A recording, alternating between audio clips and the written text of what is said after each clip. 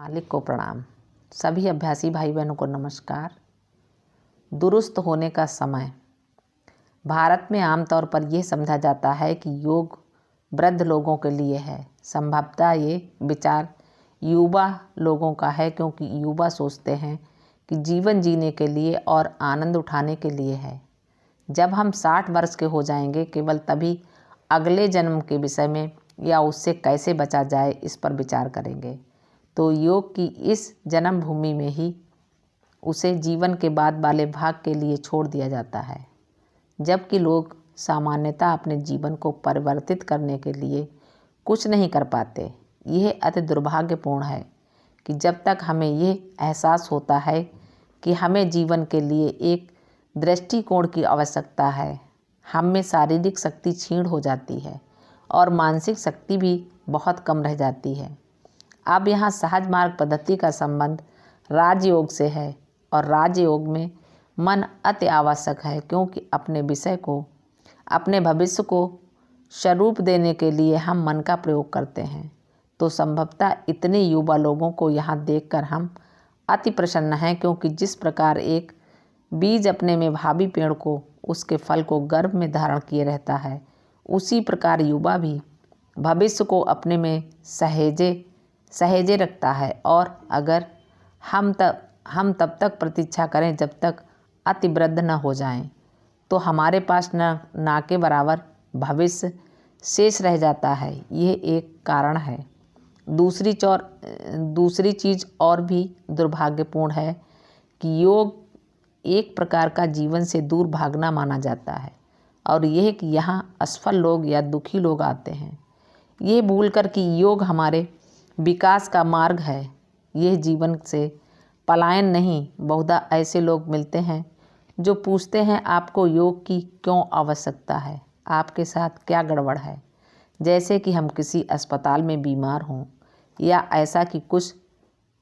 परंतु योग हमारे जीवन के ध्येय की पूर्ति कराने के लिए है, जो कि हमें पूरा करना है। विकास में हमारा कोई चुनाव नहीं चलता। आप में से जिसने विकास का अध्ययन किया है, वे जानते हैं कि पाश्चात्य सिद्धांत के अनुसार विकास की ऐसी ही शक्ति है जिसको नकारा नहीं जा सकता। जो भी चीज़ विकास को अस्वीकार करती है, वह जीवन में पिछड़ जाती है, और केवल वह जो विकासमय शक्ति का पालन करती है, आगे बढ़ती जाती है। इस नियम का उल्लंघन नहीं हो सकता।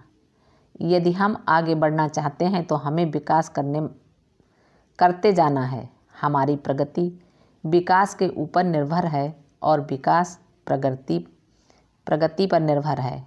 वह जुड़ी हुई है। जितने शीघ्र हम ये जान जाएंगे कि हम किसी प्रकार के बीमार या असफल लोग नहीं, जिन्हें ईश्वर की आवश्यकता है, वरन योग स्वस्थ लोगों के लिए है, योग तंदुरुस्त लोगों के लिए है, योग उन लोगों के लिए है जो प्रगति के लिए उत्सुक हैं।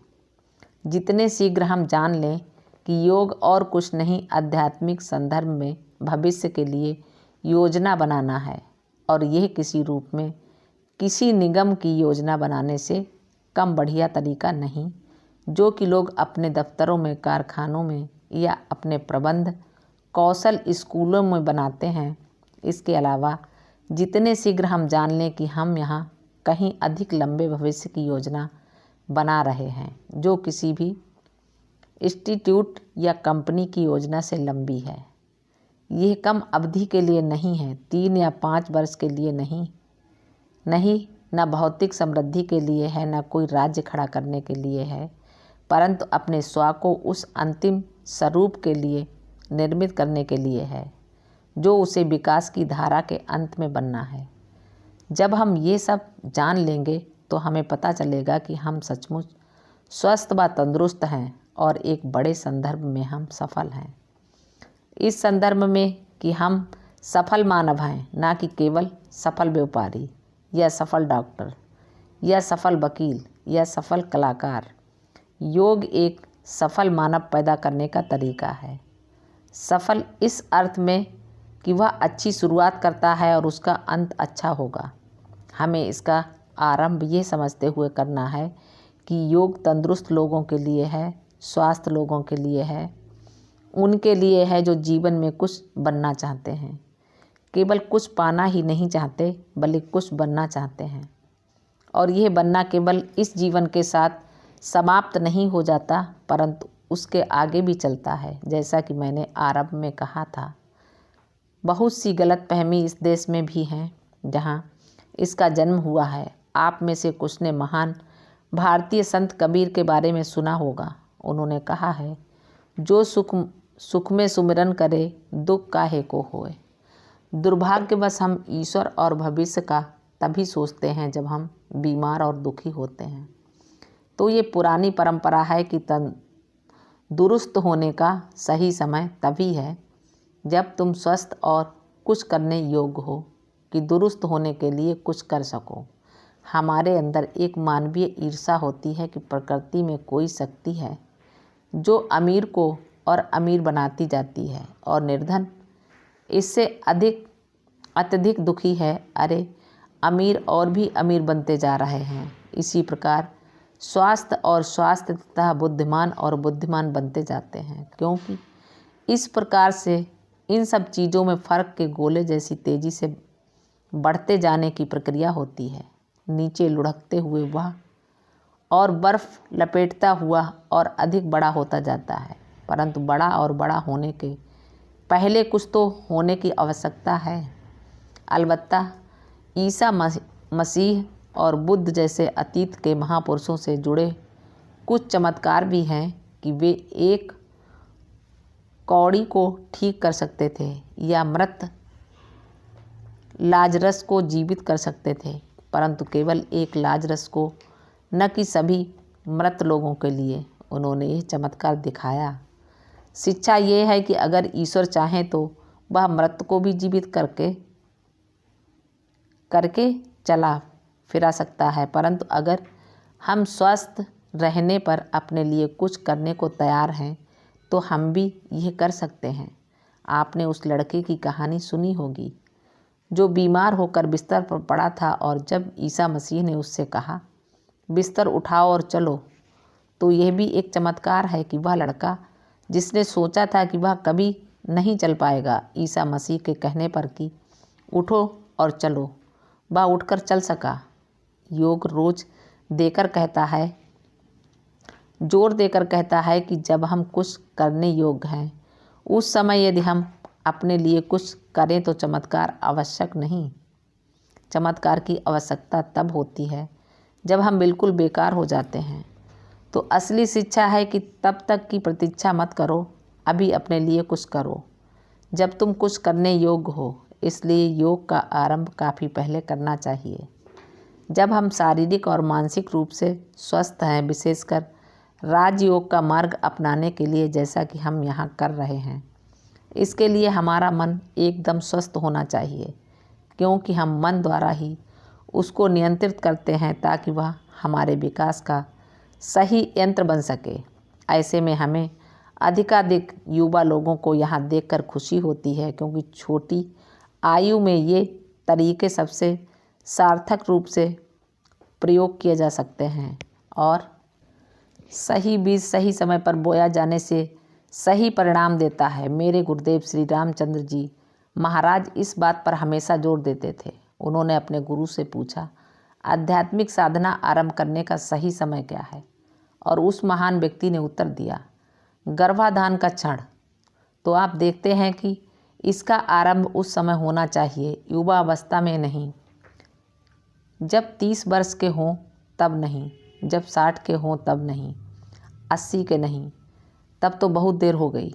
परंतु गर्भाधान के क्षण, क्योंकि जब आप बीज बोते हैं, अगर बीज सड़ा हुआ है तो पेड़ भी सड़ा हुआ निकलेगा। इसी कारण कृषि में आप अच्छे बीज चुनते हैं। जब पेड़ पुराना हो चुका हो तब उस पर रंग पोतने से क्या लाभ? वह अच्छा लग सकता है परंतु वह हमें कुछ देगा नहीं। हमारे दादा गुरु ने यह भी कहा कि गर्भधारण का क्षण निश्चित करना क्योंकि संभव नहीं, हमें तब तक प्रतीक्षा करनी पड़ती है जब मानव अपने भविष्य का स्वयं निर्णय कर सके और यह उसके अपने हाथ में हो। इसलिए साधारणतः हम 18 वर्ष की आयु में इस यौगिक पद्धति को आरंभ करने की स्वीकृति देते हैं।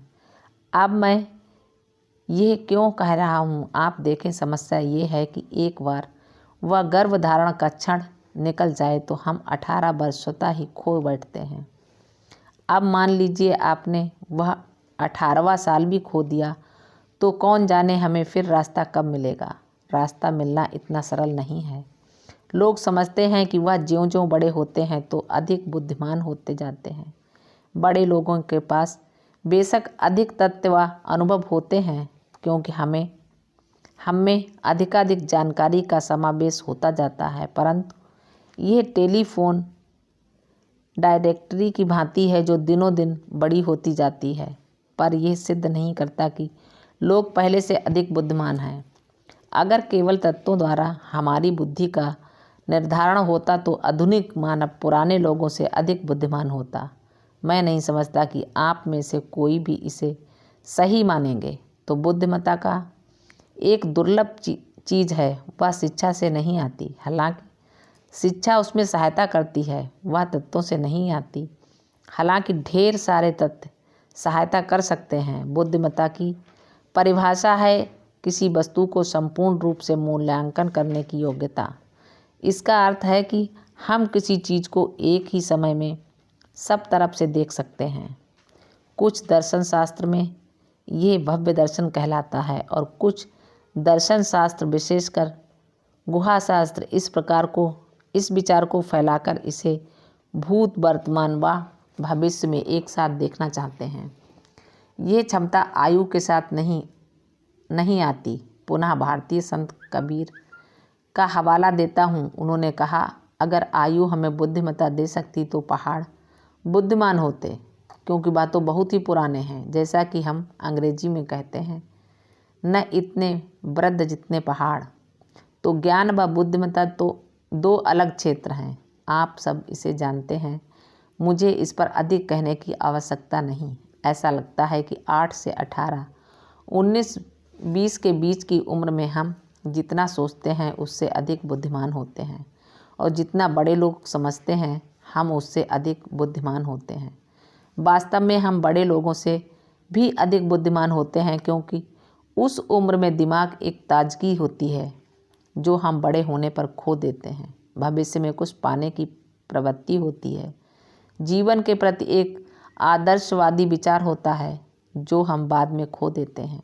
जैसे जैसे हम बड़े होते जाते हैं हम अधिकाधिक सनकी होते जाते हैं। सत्य को जानने की आवश्यकता है जिसे बड़े लोग केवल उत्सुकता समझ बैठते हैं। इस कारण यह दुर्भाग्यपूर्ण प्रवृत्ति है कि बड़े लोग छोटे लोगों को अपना पैतृक अधिकार, सामाजिक अधिकार, सरकारी अधिकार जताकर दबाए रखना चाहते हैं। युवा लोगों के साथ कुछ ऐसा व्यवहार करते हैं जैसे कि वे समाज के लिए एक बोझ हों। स्वतः ही इसका प्रभाव युवाओं पर पड़ता है। वे महसूस करते हैं कि उन्हें हेय दृष्टि से देखा जाता है। वे अपने को अस्वीकृत व तिरस्कृत अनुभव करते हैं और सबसे बढ़कर वे अनुभव करते हैं कि कोई उन पर यह विश्वास नहीं करता कि वे अपनी देखभाल कर सकते हैं, दूसरों की देखभाल कर सकते हैं, समाज की देखभाल कर सकते हैं। और जब युवा जन को स्वयं ऐसा बोध होता है तब वह बातें होती हैं जैसे हिप्पी आंदोलन, अनचाहे बालों की प्रक्रिया और इसी प्रकार की विचित्र बातें। और आजकल नशीली दवाएं, ये सब दुर्भाग्यपूर्ण प्रतिक्रियाएं जैसे गरीब बिरले ही अमीरों के विरुद्ध विद्रोह करते हैं, निर्बल बलवान के विरुद्ध विद्रोह नहीं कर सकते, वैसे ही बच्चे अपने माँ बाप और बड़ों के विरुद्ध विद्रोह नहीं कर पाते, परंतु इस विद्रोह की भावना का प्रयोग हम अपने विरुद्ध करते हैं। अतः जब बड़ी पीढ़ी की छोटी पीढ़ी के प्रति ये छोटा देखने की प्रवृत्ति होती है तो ये ऐसा है मानो पेड़ अपने ही बीज को नष्ट कर रहा है। इस कारण हमें बड़ी प्रसन्नता होती है जब युवा लोग आते हैं, अपने विकास में रुचि दिखाते हैं और अपना भविष्य अपने हाथों में लेना चाहते हैं। एक सकारात्मक विकास रूप में और नशीली दवाओं या ऐसी मूर्खतापूर्ण वस्तुओं की ओर नहीं दौड़ते। इसका भविष्य के लिए बहुत महत्व है तथा मानवता के भविष्य के लिए भी बहुत महत्व है। ये मत सोचिए कि हम बड़े बड़े शब्दों का प्रयोग कर रहे हैं। बच्चे मानव जाति का भविष्य हैं और अगर वह सही रास्ते पर नहीं जाएंगे तो पुरानी पीढ़ी के लोग दुख भोगेंगे, शायद भौतिक रूप में नहीं पर भावात्मक रूप से अवश्य ही। अगर हमारे बच्चे गलत रास्ते पर जाते हैं तो हम दुख भोगते हैं। इसलिए भारतीय परंपरा कहती है पुरानी पीढ़ी को युवा पीढ़ी का ध्यान रखना चाहिए, उनका मार्ग निर्देशन करना चाहिए, उनके प्रयत्नों को नियंत्रित करना चाहिए और सबसे महत्वपूर्ण उनके लिए एक उदाहरण बनना चाहिए।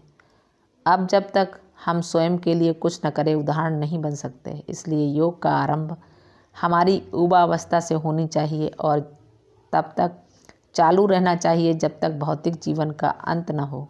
अगर हम सही समय पर आरंभ करें, जैसे कृषि में अगर सही समय पर बीज बोया जाए तो फसल अच्छी होती है, परंतु अगर बीज जाड़े की बर्फीली ठंड में बोया जाए तो उससे क्या निकलेगा। तो सही समय अब और यहाँ है, जैसा कि मेरे गुरुदेव कहते थे, क्योंकि सही समय आरंभ करने के लिए हर क्षण सही है।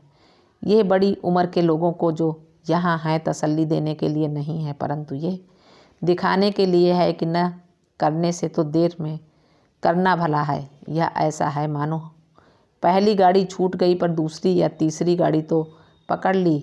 हमें गाड़ी पकड़कर अपने गंतव्य तक जाना है, तो जो हम करने का प्रयत्न कर रहे हैं ये उसका सारांश है। हम लोगों को अमीर बनाने का प्रयत्न नहीं कर रहे हैं, उसके और भी प्रभावी तरीके हैं। योग लोगों को अमीर बनाने का तरीका नहीं है और ना ही इसका प्रयोजन उन्हें शक्तिशाली बनाना है। ये मानव को शारीरिक व मानसिक रूप से संतुलित रखने का तरीका है ताकि वह पूर्णता के अपने आध्यात्मिक लक्ष्य का अनुसरण कर सकें। हमें केवल उसी की आवश्यकता है। योग इसका आश्वासन देता है। जहाँ तक भौतिक उपलब्धियों का प्रश्न है, शिक्षा है, प्रशिक्षण है, जिनके द्वारा हम अपना भविष्य भौतिक तरीके से बना सकते हैं और वह जीवन की एक शाखा है मेरे गुरुदेव का सहज मार्ग योग। जैसा हम इस योग को कहते हैं, एक बहुत महत्वपूर्ण शिक्षा देता है कि आध्यात्मिक जीवन के लिए भौतिक जीवन की उपेक्षा नहीं करना चाहिए, क्योंकि दुर्भाग्यवश प्राचीन काल में लोगों ने भौतिक जीवन की उपेक्षा की, घर और परिवार को छोड़ जंगल में ध्यान करने चले गए। आधुनिक मानव आध्यात्मिक जीवन की उपेक्षा करता है और पूर्ण रूप से भौतिक जीवन में घुसकर सुख संपत्ति और शक्ति के पीछे भागता है। मेरे गुरुदेव कहते हैं, जिस प्रकार चिड़िया को उड़ने के लिए 2 पंख चाहिए, मानव को इस भौतिक शरीर में रहते हुए भौतिक आहार की, भौतिक सहारे की आवश्यकता होती है। अतः भौतिक जीवन की अवहेलना नहीं की जा सकती, परंतु साथ ही आंतरिक जीवन को भी विकसित होना है। तो सहज मार्ग पद्धति की अंतिम शिक्षा है, दोनों ओर ध्यान दो, किसी की उपेक्षा मत करो और ऐसा व्यक्ति वह पूर्ण संतुलित दशा प्राप्त करेगा जो एक प्रकार से दिव्य जीवन के समान है। तो यह पद्धति आधुनिक मानव के लिए सबसे उपयुक्त है कि भौतिक जीवन व्यतीत करते हुए जो हमें करना ही है, हम अपने आध्यात्मिक भविष्य के लिए समय निकालें और ऐसे पूर्ण मानव का निर्माण करें जो भौतिक व अभौतिक दोनों हैं, या दूसरे शब्दों में जिसका अंतर और ब्रह्म पूर्ण संतुलन में है। तो हमारी पद्धति में ये आध्यात्मिक लक्ष्य है और यही हमारे गुरुदेव हमसे वादा करते हैं। अगर हम इस अति सरल अभ्यास का अनुसरण करने को तैयार हैं, इसमें केवल 1 घंटा प्रातः ध्यान, एक छोटी सी आत्मशुद्धि की पद्धति संध्या काल में 10 या 15 मिनट की, और उससे भी छोटा ध्यान सोते समय 5 या 6 मिनट। आप में से जो नए हैं और यहाँ पहली बार आए हैं, मैं उन्हें प्रयत्न करने का आमंत्रण देता हूँ। धन्यवाद। मालिक को प्रणाम। सभी अभ्यासी भाई बहनों को नमस्कार।